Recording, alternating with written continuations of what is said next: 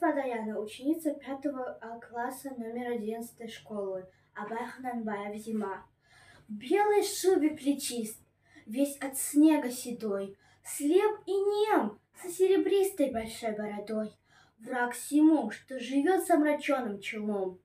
Он скрипучий, шагает зимой снеговой. Старый сват, белый дед, натворил много бед. От дыхания его стужа, снег и буран. Тучу шапкой надвинув на брови себе, он шагает, кряхтя разукрашен румян. Брови грозно нависли, на хмурый вид, головой тряхнет, скучный снег повалит. Злится он, словно бешеный старый верблюд, и тогда шестистворная юрта дрожит. Если дети играть выбегают во двор, щиплет нос и щеки им злой рукой. В армяке, полушубке, дубленом пастух повернулся к холодному ветру спиной.